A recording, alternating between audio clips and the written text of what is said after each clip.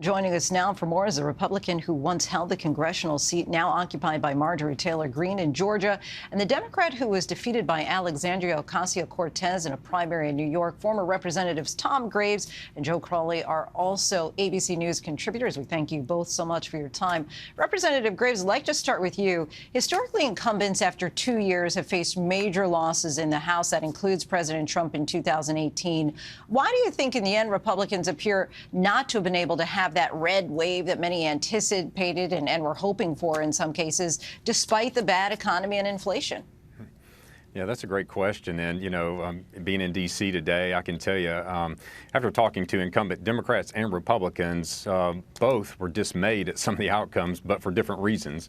Obviously, you heard President Biden say, they didn't lose as much as they thought, so that was a victory. And yet Republicans expected to win many more and didn't. And so they're trying to sort that out. The reasons, are really unknown right now. Clearly you can see those candidates who ran on themselves as the candidate on the issues that were important to their districts did better. Those that relied on other surrogates or other personalities didn't do quite as well. But I think the overall outcome, and I'm sure Congressman Crowley would agree, is that the American people sent a message, and that is they want to see government work again. And those who've been elected in the primaries that are coming from one extreme or the other aren't faring as well in the general elections. Well, I'll bring that question to you. Do you agree? Well, I think that what we saw yesterday really was two things that happened. One, Democrats were able to really hold on to what they had, primarily with some losses, no question. But the big loser here, and the big loser of the day, was Donald Trump. And I think that's good for America. I actually think it's good for the Republican Party. I won't put Tom on the spot here, but I really believe we need a strong Republican GOP. And we don't have that at the moment. We need people who stood up to Donald Trump actually won last night. I think that's a good message for those candidates, and a message I hope other Republicans listen to as well. Anything surprise you last night? Just how bad Donald Trump lost. I think I was surprised about that. But also, again, that Democrats in some very difficult areas were able to hold up to the onslaught, that the economy really wasn't the big issue. You look at Pennsylvania, it was choice. And that really did surprise me, because I think all pundits, all polls were indicating it was going to be the economy, stupid.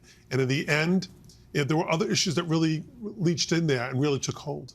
And Representative Graves, I'd like to ask you about abortion. Exit polling showed that 60% of Americans support legal abortion, and voters 18 to 29 picked it as their top issue, more than twice than inflation. We, of course, saw Michigan voters vote to enshrine a women's right to reproductive freedom in the state constitution. Has your party overplayed its hand on abortion restrictions? No, I don't think so. Our party has been very consistent on its platform. It's a party with a platform. And unfortunately, I think it's been a party of personalities of recent. And the same would be true of the Democratic Party as well. But, when you look at the outcome of last night, Republicans still will have the majority in the House. That is a big change, and that's a big check on the Biden administration and the policies from the Biden administration. And we shouldn't lose sight of that the American people did elect to have a divided government versus a one-party rule in Washington, D.C. But as to the issue you're speaking of abortion, Republicans picked up several seats in the state of Florida. Ron DeSantis won by 20% with the Dobbs, decision going to the states. And even in Representative Crowley's home state, Republicans picked up 4 congressional districts there. So I think it's a very unique, isolated issue to districts and to states, but it's very unique to each one individually, and it's not necessarily a nationalized issue as one would have thought. Democrats may have been able to outperform the expectations last night, but it doesn't appear that it may have been enough to keep control of the House, at least. Do you think that Joe Biden will be able to get any of his agenda through with a divided House? That remains to be seen. What I do know is that it's going to be very, very close. We still have to wait to see what the results of the selection would be.